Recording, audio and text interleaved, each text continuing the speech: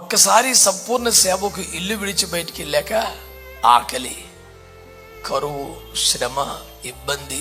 సేవకు రాకముందు చాలా ఆనందమయ జీవితం, నిందలు అవమానాలతోనే సహజీవనం చేయాల్సిన పరిస్థితి. అయినా ఒక్కరోజు కూడా స్తోత్ర ప్రార్థన ఆపలేదు.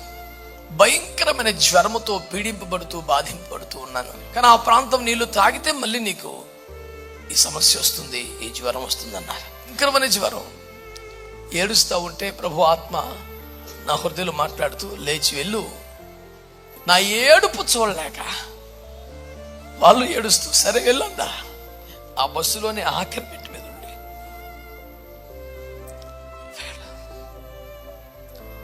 ఆ సామాన్లన్నీ ఆ చెట్టు కిందకి లాక్కొని అన్ని మూటల దగ్గర పెట్టుకొని చెట్టుగా అనుకొని కూర్చున్నాను. ఈ చేతులు డ్రమ్ము కొట్టడానికి తప్ప ఇంక దేనికి పనికిరావు అనేది నిజం. మా డాడీ నన్ను ఒక్కొక్కసారి బాగా కొట్టేవాడు. ఆ బస్సు వెనకాల దుమ్ములో పడి మెల్లిగా జంగారెడ్డి దాకా నడిచి వచ్చేసేవాడిని. అలాంటి నేనేది కోరుకున్నది ఆశించింది కాదు. కడుపు నిండా 4 మెతుకులు నేను తింటే చూసి సంతోషించేవారు వేలు మంది బిడ్డలను దేవుడు నాకు ఇచ్చాడు. నేటికి నేను సేవలో అడుగుపెట్టి ఇంటి నుండి సంపూర్ణ సేవకు బయటకు వచ్చి ఇవాళటికి సరిగ్గా 30 సంవత్సరాలు. ఈ 30 సంవత్సరాల నా దేవుని నమ్మకత్వాన్ని కొనియాడడానికి, స్తుతించడానికి ఈ కోడికని ఏర్పాటు చేసుకున్నాను.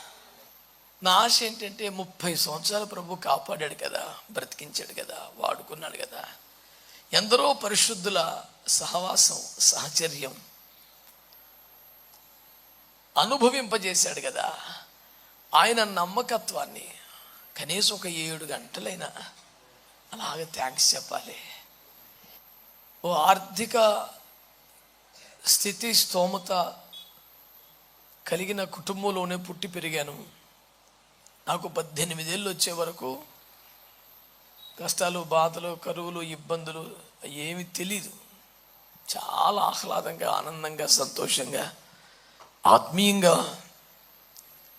కొనసాగిన అద్భుతమైన రోజులవి. ఒక్కసారి సంపూర్ణ సేవకు ఇల్లు విడిచి బయటికి వెళ్ళాక ఆకలి, కరువు, శ్రమ, ఇబ్బంది, నింద, అవమానం, పోరాటం, వ్యతిరేకత అన్నీ తెలిసాయి. ఇవన్నీ ఐఎఫ్జే విజ్ఞాపనోద్యమాన్ని ఎత్తుకున్నాక 10 రెట్లు పెరిగాయి.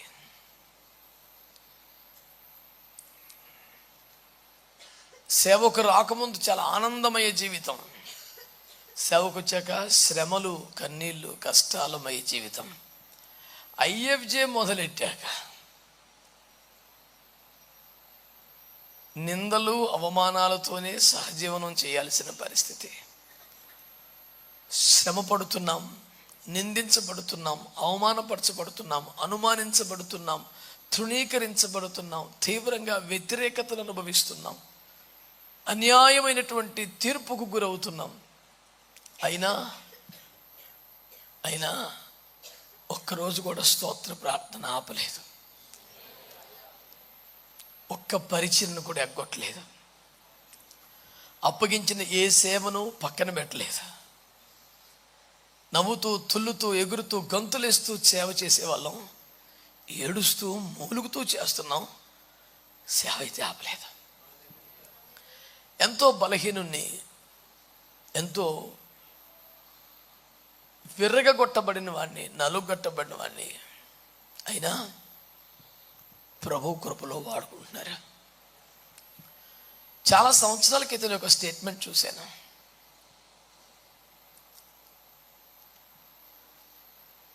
నీ హృదయం 100 ముక్కలైపోతే ఆ 100 ముక్కలు కూడా దేవునికి కావాలి. ఎందుకంటే నీ పూర్వస్థితిని మరలా నీకు ఇవ్వడానికి ఏ ఒక్క మొక్క తగ్గినా కుదరదు కదా. అన్నీ మళ్ళీ పర్ఫెక్ట్గా ఫిక్స్ చేస్తాడు, కంప్లీట్గా హీల్ చేస్తాడు, నూతన కార్యాలు చేస్తారని ఒక స్టేట్మెంట్ చదివినప్పుడు నాకు చాలా ఆదరణ కలిగింది. నేను అప్పుడప్పుడు సన్నిహితులు వద్ద అంటుంటాను, ఇంత గంభీరమైన విస్తారమైన సేవ చేయటానికి, ఇంత అపరిమితమైన సమృద్ధిని కృప పొందటానికి నా బలం ఐఎఫ్జే దైవజనుల ప్రార్థనలే. ఇన్ని బాధలు పడడానికి కూడా ఐఎఫ్జే విజ్ఞాపనోద్యమే కారణం. అంటే ఈ దైవజనులు కారణమని కాదు, సాతాను సామ్రాజ్యాన్ని కూల్చి బలమైన దేవుని రాజ్యాన్ని నిర్మించే ఒక మహత్తరమైన శక్తిగా దేవుడు ఐఎఫ్జే విజ్ఞాపనోద్యమాన్ని లేపి రేపి నిలిపినందున శత్రువు చాలా ఎక్కువగా పనిచేస్తున్నాడు. మీ ప్రార్థన సహాయాన్ని మునుపటి కంటే ఎక్కువగా కోరుకొని నేను ఈ మాటలు చెప్తున్నాను. చాలాసార్లు నా సాక్ష్యం విన్న వాళ్ళకి తెలుసు, కొత్త వారి కోసం ఒక మాట అంటున్నాను. నేను సంపూర్ణ సేవకు వెళ్ళాల్సిన సమయంలో భయంకరమైన జ్వరముతో పీడింపబడుతూ బాధింపబడుతూ ఉన్నాను. ట్రీట్మెంట్ సాగుతుంది.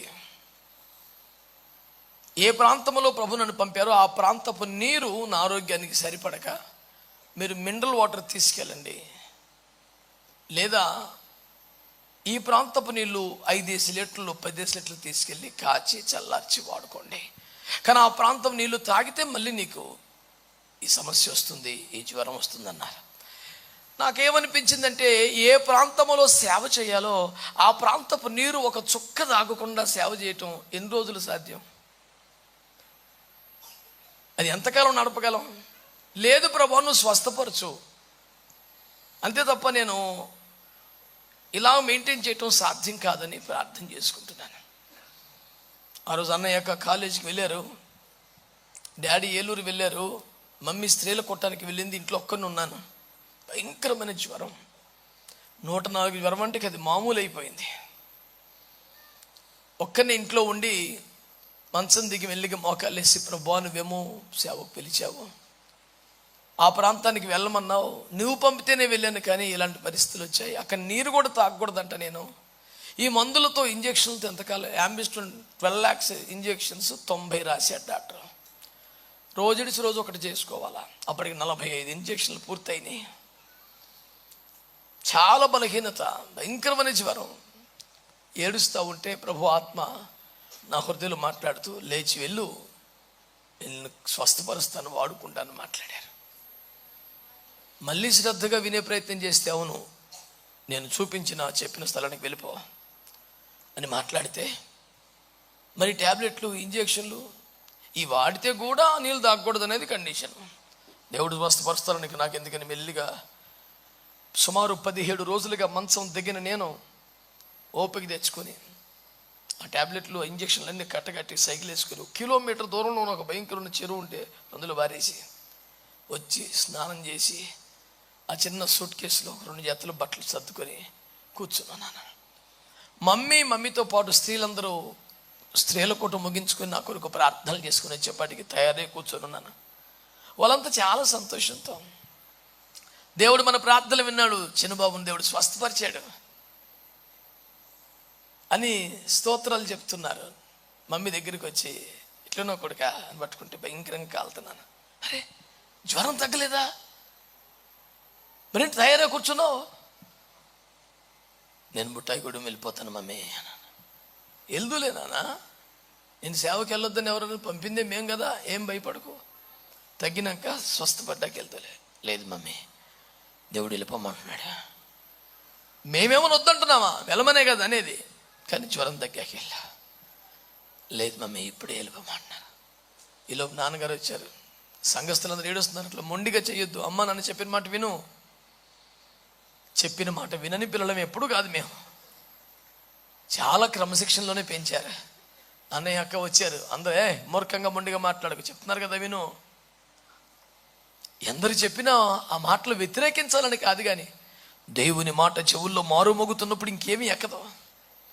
నా ఏడుపు చూడలేక వాళ్ళు ఏడుస్తూ, సరే వెళ్ళండా అన్నని పిలిచారే అని దింపేశారు ఆరా బుట్టాయిగూడెంలో అన్నారు. ఆ భయంకరమైన జ్వరం, ఆ సైకిల్ ఒక 6 ఒత్తుల స్టవ్, 2 సత్తు గిన్నెలు, ఆ చిన్న సూట్ కేసుతో కామరపుకోట బస్ స్టాండ్కి వెళ్ళి అక్కడి నుంచి జంగారెడ్డిగూడెంలో దిగి మరి ఇంకో బస్సు ఎక్కి బుట్టాయిగూడెం దిగేది లాస్ట్ బస్. మళ్ళీ అన్నయ్య వెనక్కి వెళ్ళాలంటే నన్ను ఎక్కడికైనా ఒక ఇంటికి చేర్చి వెళ్ళటానికి ఒక బస్సు లేదు, అదే లాస్ట్.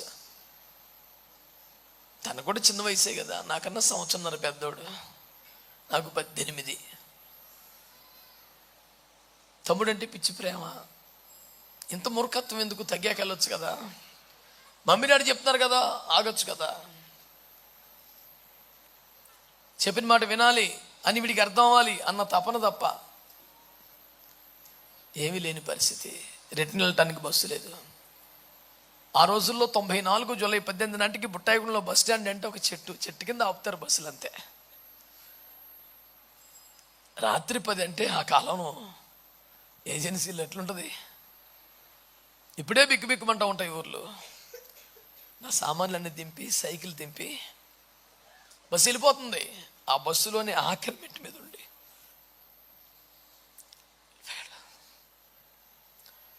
ఆ సామాన్లన్నీ ఆ చెట్టు కిందకి లాక్కొని అన్ని మూటల దగ్గర పెట్టుకొని చెట్టుగా అనుకొని కూర్చున్నాను. విపరీతమైన జ్వరం, మూలుగుతా ఎప్పుడో నిద్ర పట్టేసింది తెలీదు. తెల్లవారుతుండగా పల్లెటూరులో ముందే లేచిపోతారుగా ప్రజలు. ఎవరో ఆ ప్రాంతానికి రోడ్డు మీద వెళ్తుంటే మూలుగులు వినబడి ఇక్కడ ఎవరో మూలుగుతున్నారే అని చూడటానికి వస్తే నేను భయంకరంగా చెట్టు కింద ఆ చెట్టుకు ఆనుకొని మూలుగుతుంటే, బాబు ఎవరు నువ్వు, ఏమైంది అని అడిగితే, నేను ఇట్లా పాస్టర్ గారిని, ప్రభు సేవకుని, కామరపుకోట పాస్టర్ గారి అబ్బాయిని. పాస్టర్ గారు అబ్బాయి, ఓకే అని. వాళ్ళు దేవుని బిడ్డలు కాదు కానీ ఆ ఊర్లో ఉన్న దేవుని బిడ్డల దగ్గరికి వెళ్ళి, మీ ప్రార్థనలు ఎవరు ఎక్కడ పడున్నారా అని తీసుకొచ్చారు. వాళ్ళకు కామరపుకోట పాస్టర్ గారు అంటే చెప్పేవాటి, ఓహో ఆ విశ్వాసులు ఇక్కడ ఉన్నారు అని నన్ను వాళ్ళని పిలిపిస్తే, వాళ్ళను చూసి భయంకరంగా ఏడ్చి, అయ్యో ఎందుకు ఇలా అయిపోయిందని నన్ను చేతుల మీద మోసినట్లుగా తీసుకొని వెళ్ళి తమ ఇంటి వద్ద ఉంచి నేను స్వస్థపడే వరకు నాకు పరిచర్యలు చేసి నా కోసం ఒక 250 రూపాయలు అద్దెకు ఒక ఇల్లు తీసి నన్ను అక్కడ ఉంచారు. అలాగా మిక్కుటమైన ప్రేమ, బాధ్యత కలిగిన తల్లిదండ్రుల చేతుల్లోంచి నా కోసం తీవ్రంగా ప్రార్థించే సంఘం చేతుల్లో నుండి, నన్ను పిచ్చిగా ప్రేమించే నా తోబుట్టువుల నుండి, ఒంటరిగా జ్వరముతో ఒక రాత్రంతా చెట్టు కింద మూలుగుతూ బ్రతికిన పరిస్థితులతో ఈ సేవ ప్రారంభమై నేటికి 30 సంవత్సరాలు.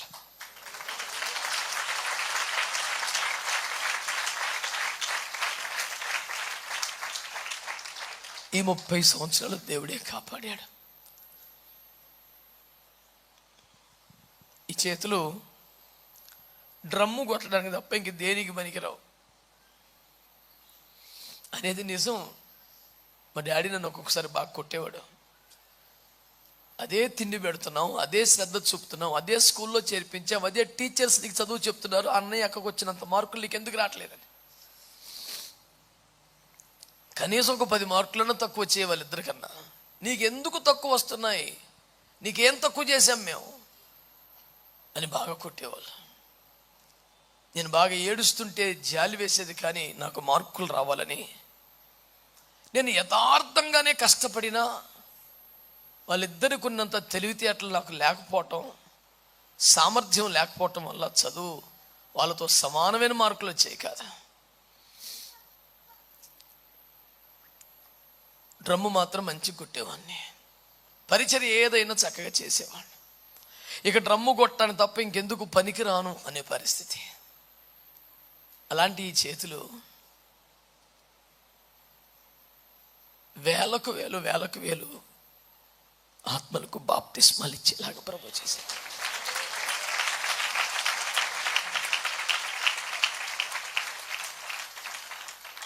నా తల మీద ఒక మంచి అభిషేకం ఉంటే చాలు అనుకునే ఈ అభాగ్యుని వందలు కాదు, వేల మంది సేవకులకే ఆర్డినేషన్ ఇచ్చి ఎంత కృప దేవుడు ఇచ్చాడు.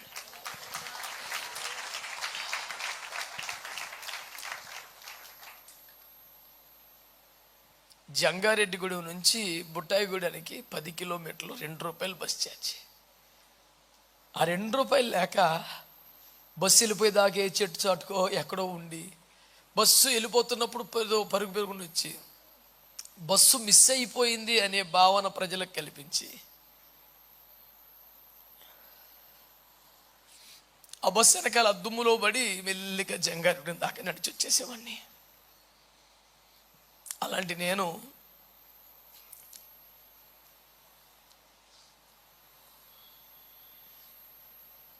ఇన్ని దేశాల్లో వాక్య పరిచర్య చేయడానికి విమానాల్లో తిరుగుతారని ఎప్పుడూ ఊహించలేదు.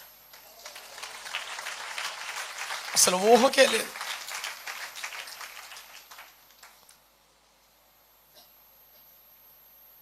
మొన్న కెనడాకి వెళ్ళినప్పుడు ప్రీమియం ఎకానమీ సీట్లు నాకు రిజర్వ్ చేశారు. ఎన్ని దేశాలు తిరిగినా 2006 నుంచి ఎన్ని వందల సార్లు విమానాలు ఎక్కినా ఎప్పుడు ఎకానమీ క్లాసే. బిజినెస్ క్లాస్ సీట్లు అలా చూసుకుంటా ఎకానమీకి వెళ్ళిపోవడమే. ఒకసారి బిజినెస్ క్లాస్ సీట్స్ అన్నీ ఖాళీ ఉన్నాయి ఫ్లైట్లో. విమానం మంచి ఎత్తుల్లో ఎగిరిపోతున్నప్పుడు మెల్లిగా లేచి ఆ సీట్లో కూర్చున్నా. ఈ లోపం రానే వచ్చేసింది. No sir, you cannot sit here, get back your original seat. 2 minutes అంటే no sir, it is not allowed అంటే అమాయకంగా 4-5 ప్రశ్నలు అడిగితే జవాబులు చెప్తా ఉంటే పాపం అటో అరవణ కూర్చుని పోయిన అందులో ఇలా కూర్చోకూడదా, కూర్చుంటే ఫైన్ వేస్తారా, ఇవన్నీ అడుగుతూ ఉంటే ఆమె ఎక్స్ప్లెయిన్ చేస్తూ ఉంది. ఆ రకంగా ఒక అరగంట కూర్చుండిపోయి భలే ఉంది కదా. ఇన్ని వందల విమాన ప్రయాణాలలో 80% ఎవరో ఒకరు టికెట్ కొని తెలియని, నేను టికెట్ కొనుక్కెళ్ళి ఒక 20% ఉంటాయి ఈడ్చి కొడితే. కానీ అందరుడు 14 విమానాలు తిరుగుతున్నాడు. అది ఎంతలా ఉందంటే, ఒక నిరుపేద రోగి ఐసీయూలో పడుకుంటే ఒకడు వచ్చి నీ ముఖానికి ఏసీ కావాలా అని కొట్టాడంట. ఇక ఆడి ముఖం ఎట్లాంటి ముఖమో మీరు ఊహించుకోండి. అది ఆడి భోగం కాదురా, రోగం. గుడిసెల్లో బతికే నీ ముఖానికి ఏసీ అవసరమని గో మీద కొడితే అది రోగం రా. సేవలో నేను తిరిగే వాహనమైనా, ఎక్కిన విమానమైనా, నిలిచిన స్టేజ్ అయినా అన్నీ ఒక అనివార్యమైన పరిస్థితుల ద్వారా కల్పించబడ్డాయి. నేనేది కోరుకున్నది, ఆశించింది కాదు. కడుపు నిండా 4 మెతుకులు నేను తింటే చూసి సంతోషించేవారు వేలు మంది బిడ్డలను దేవుడు నాకు ఇచ్చాడు. కానీ ఎప్పుడు నేను కడుపు నిండా ఎక్కడ తినలేదు, కంటి నిండా ఎప్పుడు పడుకోలేదు. 4 మెతుకులు తిని చాలా. ఒకడు అన్నాడు కూడా, ఇంతలో మనిషివి 2 పులకాలు తిని ఎట్ట బతుకుతున్నావు అని. నేను అడిగి ఏం చెప్పాలి, ఇంతలో మనిషినే బతుకుతున్నాక అంత పక్కడు ఎందుకంత తింటున్నావురా, నోరు కట్టుకో అన్నాను.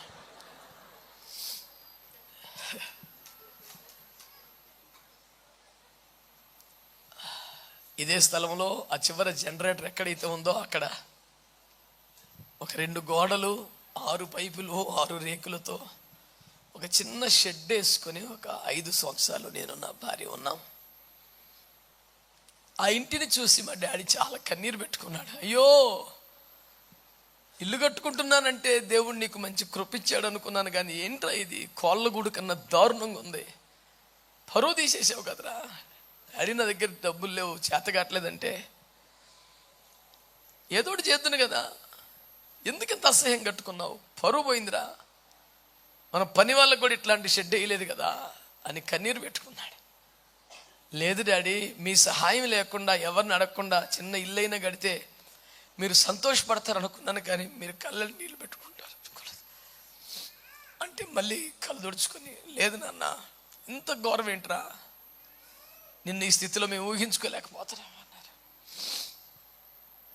ఆ ఇంటిని నీట్గా తయారు చేసుకొని మంచిగా ఫ్లోరింగ్ చేసుకోవటానికి స్తోమత లేక ఆ రెగ్జిన్ మ్యాట్స్ షీట్లు అంటిస్తారు కదా గమ్ పెట్టి, అవి తెచ్చి అంటిస్తే చాలా మంచి ఫినిషింగ్, ప్రశాంతంగా అన్ని కలిపి 5,000 రూపాయలు 4 గదులకి.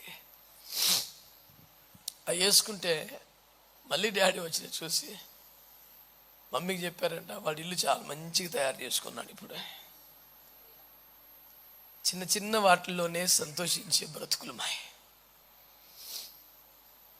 ఆవకాయ పచ్చడి వేసుకొని 4 మెతుకులు తింటే పంచభక్ష పరమాణాలు తిన్నంత ఆనందపడిపోయే బ్రతుకులు మాయ. ఆనాటి నుండి ఈనాటి వరకు కనీస అవసరాలు తీరితే చాలున్నట్లే బ్రతికి సేవ చేశాం. వాడికి ఎంత ఆదాయం వస్తే ఇన్ని పనులు చేయగలుగుతున్నాడు అని ఆలోచించే తలకాయలకు వాడెంత నోరు కట్టుకుంటే ఈ సేవ జరుగుతుందో తెలియలేదు.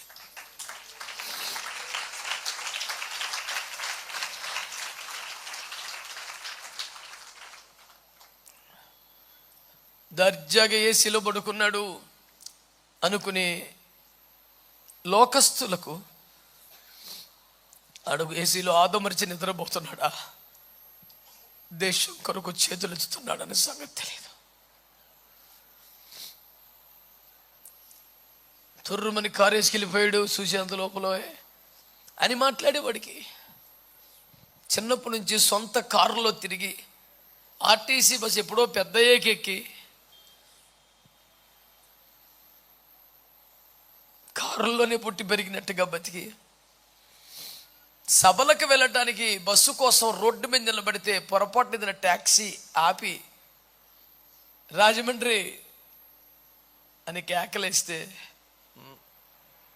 అవు రాజమండ్రి అన్నట్టు అవును కానీ నేను కారు ఎక్కను, ఎందుకు నువ్వు ఛార్జీ ఎక్కువ అడుగుతావు, లేదు బస్సు ఛార్జీ ఇవ్వు ఎక్కువ అంటే పండగ, ఎన్నడూ కారు ముఖం చూడలేదన్నట్టు. ఇంకో 10 రూపాయలు ఎక్కువ ఇచ్చి ఎదర సీట్లో కూర్చో అంటే ఇక అసలు ఆ రోజు అన్ని పండుగలు ఒక్కరోజు వచ్చేసినట్టే. ఆ చిన్ని చిన్ని సంతోషాలు. సైకిల్ వేసుకుని బుట్టకు నుంచి జంగారెడ్డి వచ్చి సైకిల్ ఎక్కడ పెట్టి అక్కడ కొవ్వూరు ఒక లారీ ఎక్కితే భయంకర ఎర్రటి దుమ్ము దులుండే రోజులు, క్యాబిన్లో కూర్చుంటే 10 రూపాయలు, పైకి ఎక్కేస్తే 5 రూపాయలు. 10 రూపాయలు ఉంటే క్యాబిన్లో ఎక్కేవాడిని, 5 రూపాయలు ఉంటే పైకి ఎక్కేసి కొవ్వూరు గోష్పాదాల రేవు దగ్గర దిగేపాటికి ఎర్రగా ధూళి పట్టి ఉండేవాడిని. అక్కడ దిగి గోదావరిలో స్నానం చేసి ఆ బట్టలన్నీ ఉతుక్కొని పిండి ఒక కవర్లో పెట్టుకొని మంచి బట్టలు వేసుకొని లాంచ్ ఎక్కితే 2 రూపాయలు రాజమండ్రి అడుగు పెడితే రాజమండ్రి 7 రూపాయలకి వెళ్ళిపోయామని బుట్టాయిగూడ నుంచి. అక్కడ ఇంతకీ చేరింది ఎందుకు, ఒక పెద్ద సభకి ప్రసంగికుని 10 రూపాయలు ఉండే కదా ఛార్జీకి. అలా వాడబడ్డ తర్వాత వాళ్ళు 100, 150, 200, 300 ఆ రోజుల్లో 3 రోజులు వాడబడితే వచ్చి అతిపెద్ద కానుక 500 ఎంతో ప్రభు ఇస్తే అటునుంచి జంగడ్డుంగి ఎక్స్ప్రెస్ ఎక్కి 28 రూపాయలు టికెట్. అది వెనకాల సీట్ అయినా ఆ దర్జా సంతోషం లెక్క పెట్టలేదు. దర్జాగా సెంటర్లో దిగి మళ్ళీ సైకిల్ తుడుచుకొని ఎక్కితే కాసేపట్లో బొట్టాయిగూడ. ఇక్కడ విశాఖపట్నం వచ్చిన తర్వాత డిఏవి స్కూల్ దగ్గర టెంట్ వేసుకుని ప్రార్థన పెట్టే రోజుల్లో కోర్మన్నపాలెం బస్ స్టాప్ నుంచి డిఏవి స్కూల్కి 2:30 బస్ టికెట్. 10 రూపాయలు లేక నిలబడి ఎవరో ఒకరు తెలిసిన వాళ్ళు బ్రదర్స్ వస్తారు, బండికి వెళ్ళిపోదాం లిఫ్ట్ ఇస్తారులే, గంటలు నిలబడి ఎవరో ఎక్కించుకోక, తెలిసిన వాళ్ళు ఎవరట్టు రాక, అందరూ కొత్త వాళ్ళై మర్యాదగా డిఏవి స్కూల్ దాకా నడుచుకొచ్చినాయి. ఎన్నిసార్లు లెక్క పెట్టలేము. ఒకసారికి నాకు ఓపిక లేదు, 10 రూపాయలు డబ్బులు లేవు, ఎక్కేసా. వెనక సీట్లు ఎక్కుతారు కదా మగవాళ్ళు, అక్కడ ఎక్కి ఒక్క మెట్టు కూడా లోపలికి ఎక్కకుండా అవి పట్టుకొని ఉన్నా అంటే దిగేద్దాం. ఈలోపు సగం లెక్క వచ్చేద్ది బస్సు, ఇక నడవలేకపోతున్నానని. కండక్టర్ వస్తున్నాడు, వస్తున్నాడు, అమ్మ వచ్చేస్తున్నాడు రా బాబోయ్, డబ్బులు లేవు, టికెట్ అంటాడు. ఇప్పుడు నా పరిస్థితి దిగా అంటాడు. మనం సిగ్గుపడకూడదు, డబ్బులు లేనప్పుడు ఆ మాత్రం భరించాలి అని ప్రిపేర్ అవుతున్నాం. లోపల దగ్గరికి వచ్చే టికెట్ అన్నాడు అంటే డబ్బులు లేవు అనకుండా కంగారు పడి డిఏవి స్కూల్ అన్నాను. డిఏవి స్కూల్ అనగా 2.5 టికెట్ సింపి చేతిలో పెట్టాడు. ఆ 2.5 రూపాయల టికెట్తో పాటు 20 రూపాయల కాగితం పెట్టాడు. నేను డబ్బులు ఇవ్వకుండా టికెట్ అడిగానని ఎటకారం చేస్తున్నాడేమోనని వెనక్కి తిరిగి సారీ ఇంకా మీకు డబ్బులు ఇవ్వలేదు నేను అని జోబులో పెట్టితే జోబులో లేదు, ఏమి లేదు. అట్లా షో లేవను డబ్బులు పడిపోయి నేను చెప్తే 2 తిట్లు తిట్టినా దింపుతాడు, ఈ లోపు దగ్గరికి వచ్చేస్తాం అని 20 రూపాయల కాగితం చేసి సార్ మీకు డబ్బులు ఇవ్వలేదు సార్ అని అటు తిరిగితే ఇట్లా దండం పెట్టి నిలబడ్డాడు కండక్టర్. అది కూడా ఎటకారమే అనుకున్నాను నేను. నాకు అర్థం కాక సారీ అండి ఇంకా నేను అయ్యా మీరు గత సోమవారం అనకాపల్లి ఐపీసీ తెచ్చుకొచ్చారా అంటే వచ్చాను సార్. మా బిడ్డకు ప్రార్థన చేశారు జ్వరం తగ్గట్లేదని అంటే అవునండి. మీరు అలా వెళ్ళిపోగానే తగ్గిపోయిందండి. అయితే మీరు ఎక్కడ ఉంటారు, మీరు ఎవరో ఎలా తెలియదు నాకు, మీకు చిన్న కానుక ఇవ్వాలనుకున్నాను కానీ సడన్గా ఇప్పుడు బస్సులో కనపడ్డారు. నేను మంచి కానుక సిద్ధపరచుకోలేదు కానీ మిమ్మల్ని ఒట్టి చేతులతో పంపించకూడదు అనుకుంటున్నాను. ఈ కానుక కొంచెం బాబు మా కోసం ప్రార్థన చేయండి అని 20 రూపాయలు ఇచ్చారు. ఇప్పుడు ఆ 20 రూపాయలు పెద్ద గొప్ప అమౌంట్ కాదు కానీ టిక్కెట్కి నా దగ్గర డబ్బులు లేవు అన్న సంగతి ఆయనకి తెలియలేదు. అది 1 కోటి రూపాయలు. ఇప్పుడు కొట్టాలి మీరు అలా. ఆమె అట్లా ప్రతి క్షణం నన్ను కాపాడుతూ, నా పరువు కాపాడుతూ, నా కాలు జారనని నేను అనుకున్న ప్రతిసారి ఆయన కృపతో నన్ను సంరక్షిస్తూ, ప్రేమించే సంఘాన్ని, సహకరించే బిడ్డల్ని లక్షల రూపాయలు సంఘం చేతికి ఎముక లేదన్నట్టుగా ఇచ్చి ఇదిగో ఇలా దీన్ని నిలబెట్టారు. పగలు రేయి తేడా లేకుండా ఇక్కడ ఉండి పని చేశారు. మా ఇంట్లోకి వస్తే ఖచ్చితంగా మంచి ఆహారం దొరుకుద్ది కానీ అది మంచి శాకాహారం అయి ఉంటుంది. 90% జీవరాశులు నడవదు ఇక్కడ. ఇలాంటి చోట అంత కష్టమైన పని చేసే వాళ్ళకి అంత బలహీనమైన ఆహారం పెట్టడం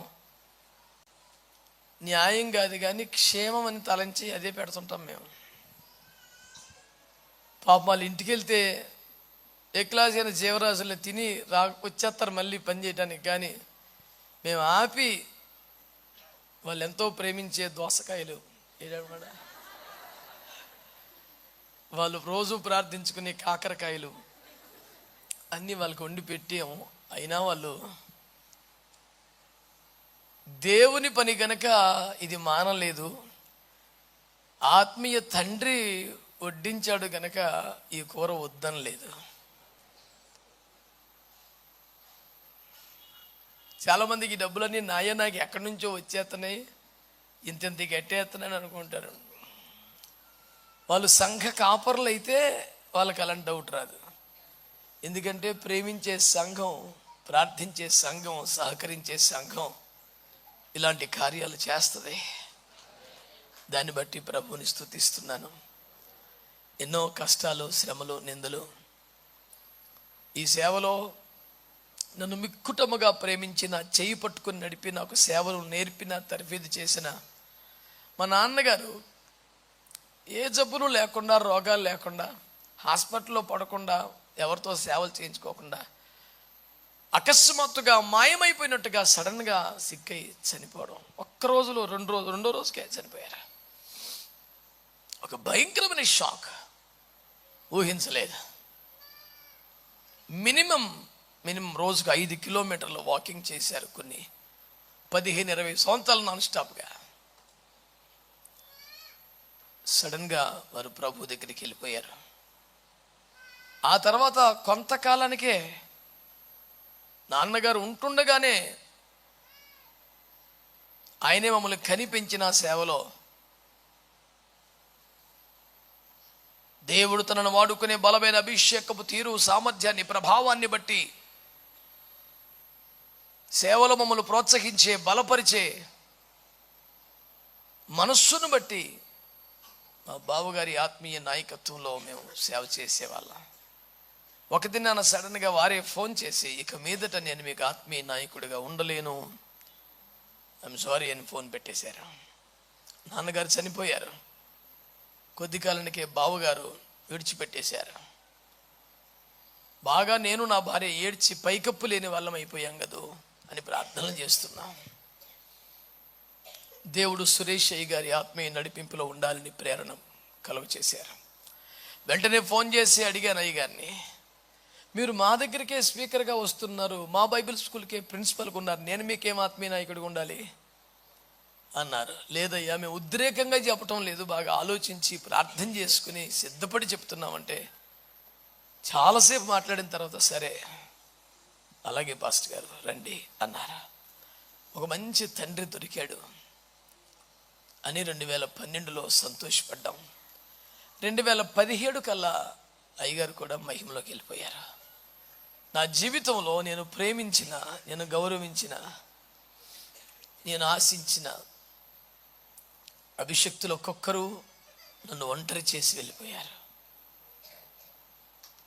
అయినా 2017 నుంచి నాకు కలిగిన శ్రమలు, దుఃఖాలు, గాయాలు, బాధలు అంతకంతకు అధికమైపోతుంటే కూడా సురేష్ అయ్య గారు లేని లోటే తెలియనంతగా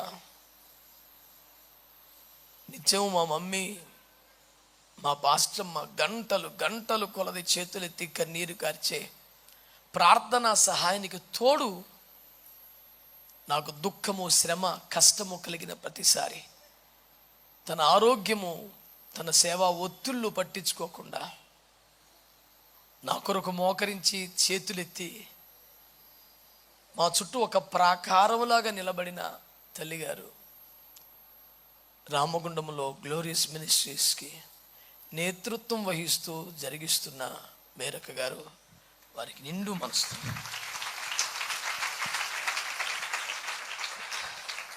కృతజ్ఞతలు తెలియజేస్తున్నాం. ఇక సంఘం వేవేల కొలది ఐఎఫ్జే దైవజనులు అందరూ మా కొరకు ప్రార్థనలు చేస్తున్నారు. ఇక ముందున్న సేవ చాలా గంభీరమైంది, విస్తారమైంది. ఇంకా మీ ప్రార్థనా సహాయం మాకు కావాలి. అన్నీ వివరించలేను.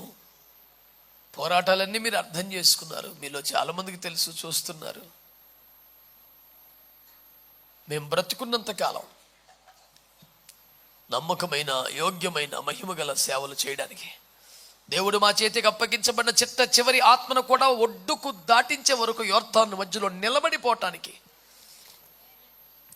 మందసమును మోస్తూనే బ్రతకడానికి మా జీవితాలు మరలా మేము పునరంకితం అవుతున్నాం.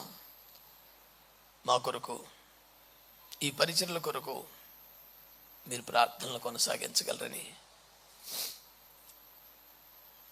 ఈ సాక్ష్యం, మా ముందున్న సవాళ్ళు, పరిస్థితులు అన్నింటి కొరకై ఈ దినం, నిన్నటి దినమే రాత్రి 10 గంటలకు వారు వెళ్ళిపోతే వారికున్న బలహీనత, అలసట, నీరసం దీనికంటే కొన్ని 100 రెట్లు మించి ఉన్న సేవ. వాళ్ళు వెళ్ళటం అవసరం, కానీ నేను సేవకు వచ్చి రోడ్డు మీద ఒంటరిగా ఉండిపోయిన ఆ రోజు మొదలుకొని ఇదిగో వద్దు, అందరూ రావద్దని 5-6 వీడియోలు పెడితే కూడా వస్తే పట్టించుకోకుండా, కనీసం మంచిగా లేకుండా, తిన్నామని అడగకుండా మొహం చాటేసి పారిపోయిన పరిస్థితుల్లో కూడా వేలకు వేలు జనం వచ్చి నా చుట్టూ నిలిచి నా కొరకు ప్రార్థిస్తూ నా నోట నుండి వచ్చే ప్రతి దేవుని మాట కొరకు ఎదురు చూస్తే ఈ పరిస్థితి దాకా నా కొరకు నిలిచిన పరిశుద్ధులకు, దైవజనుల కొరకు వందనాలు చెల్లించుకుంటూ ఇక ముందు సేవ ఇంకా మహిమకరంగా సాగుటకై